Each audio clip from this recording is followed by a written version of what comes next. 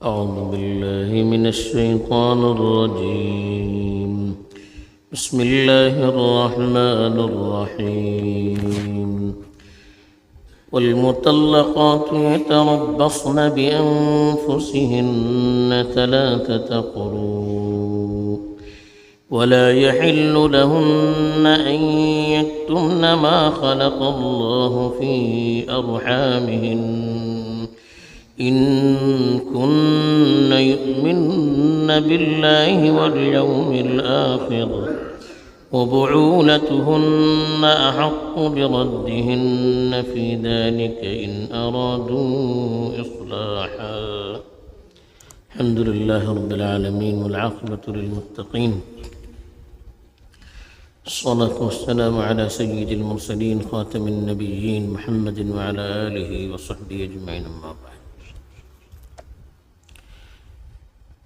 کل جو آیت تلاوت کی گئی تھی اس میں ایلا کا تذکرہ تھا، جس میں قسم کے ذریعے سے اپنی بیوی سے دوری اختیار کی جاتی تھی، مدت پوری ہونے کے بعد رجوع یا طلاق کا اختیار ہوتا تھا. تو اب جو آیت تلاوت کی گئی ہے اس میں طلاق سے متعلق کچھ وضاحتیں کی جا رہی ہیں کہ اگر ایلا کے بعد طلاق ہو جائے تو پھر کیا کرنا چاہیے اسے عورت کو.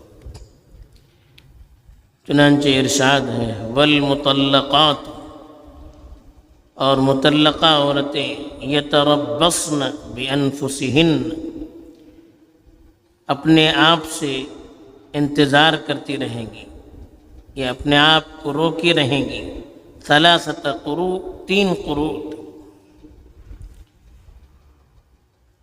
اب یہ شریعت کی طرف سے طلاق شدہ عورتوں کے لیے عدت متعین ہے. جب عورت مطلقہ کہتے ہیں وہ عورت جس کی طلاق ہو جائے. یہ تربص کے معنی انتظار کرنا، روکے رکھنا. 3 قروء معنی 3 قروء، قرب کی جمع قروء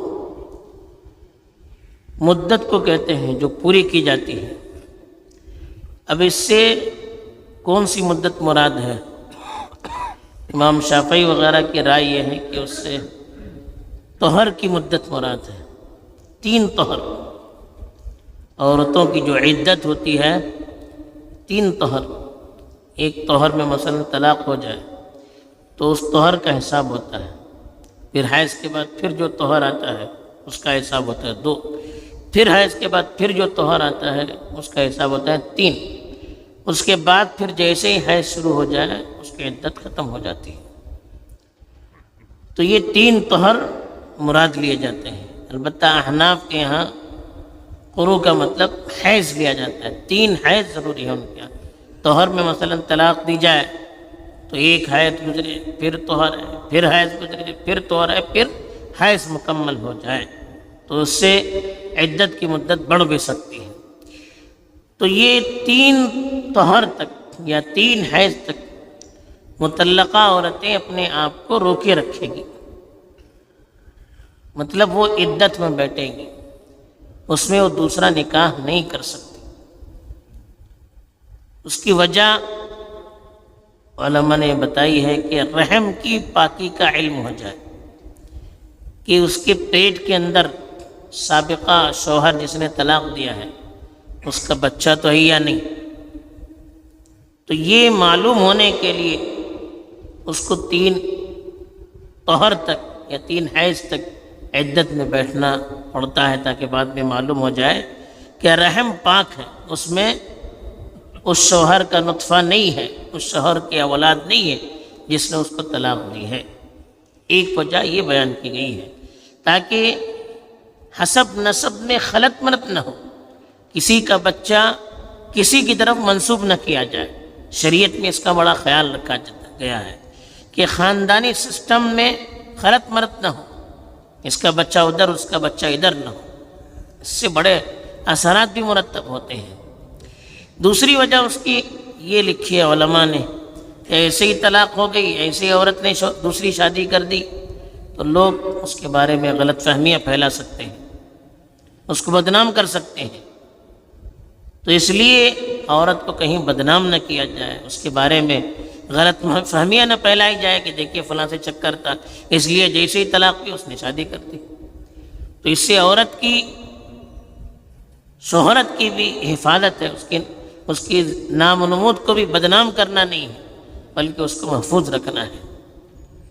اور تیسری وجہ علماء نے اس کی یہ بھی بیان کی ہے کہ ایک طلاق کے بعد عدت میں بیٹھے گی تو اس کو کچھ غور کرنے کا موقع ملے گا۔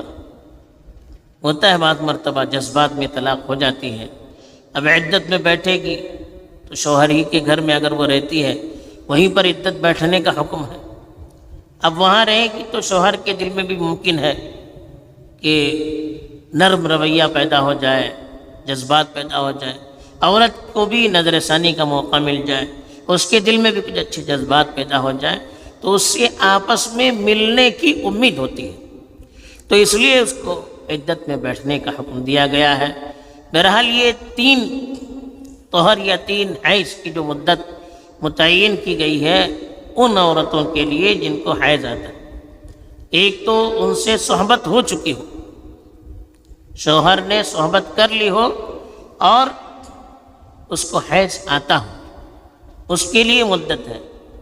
اب ایسی عورت جس سے ابھی شوہر نے دخولی نہیں کیا ہے، خلوتی نہیں ہوئی ہے، اس سے پہلے ہی طلاق ہو گئی، تو پھر اس کے لیے تو عدت نہیں ہے۔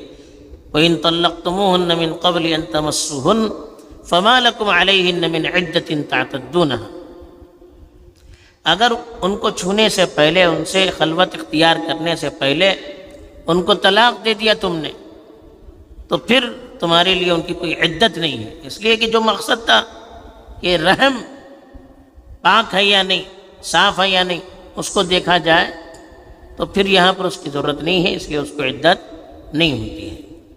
اسی طرح سے اگر ایسی عورت ہے جس کو حیض آتا ہی نہیں ہے، یعنی کم عمری میں ابھی حیض شروع ہی نہیں ہوا ہے، یا اتنی عمر گزر چکی ہے کہ حیض کا سلسلہ ختم ہو چکا ہے، عائشہ کہتے ہیں اس کو، عائشہ ہو چکی ہے، تو اس کی عدت 3 مہینے ہوتی ہے۔ وَاللَّائِي يَئِسْنَ مِنَ الْمَحِيضِ مِن نِّسَائِكُمْ إِنِ ارْتَبْتُمْ فَعِدَّتُهُنَّ 3 أَشْهُرٍ وَاللَّائِي لَمْ يَحِضْنَ، جو ایسا عورتیں ان کا مسئلہ اگر تمہیں معلوم نہیں ہے تو پھر ان کی عدت 3 مہینے ہے۔ وہ عورتیں جن کو حیض نہیں آیا ان کی مدت بھی 3 مہینے ہے۔ ایسے ہی ایک عورت حاملہ ہے، حمل سے ہے، پیٹ سے، تو اس کی مدت وضع حمل تک، بچہ پیدا ہونے تک ہے۔ وَأُولَاتُ الْأَحْمَالِ أَجَلُهُنَّ أَن يَضَعْنَ حَمْلَهُنَّ، اور حمل والی عورتیں ان کی مدت یہ ہے کہ ان کا حمل باہر آ جائے، یعنی بچے کی ولادت ہو جائے، چاہے دوسرے دن ہی بچے کی ولادت ہو گئی، آج طلاق ہو گیا کل ولادت ہو گئی تو عدت ختم ہو گئی، یا پورے سال انتظار کرنے پڑے، ابھی حمل کے ہونے کا علم ہوا طلاق ہوتے ہیں، اب 9 مہینے تک وہ انتظار کرے گی، جب تک وضع حمل نہ ہو اس کی عدت ختم نہیں ہوتی ہے۔ تو یہ کنڈیشن اور مقصد بتایا گیا ہے، اور یہ ترتیب مطلقہ کی عدت کی بتائی گئی ہے، اس کا خیال رکھنا ضروری ہے۔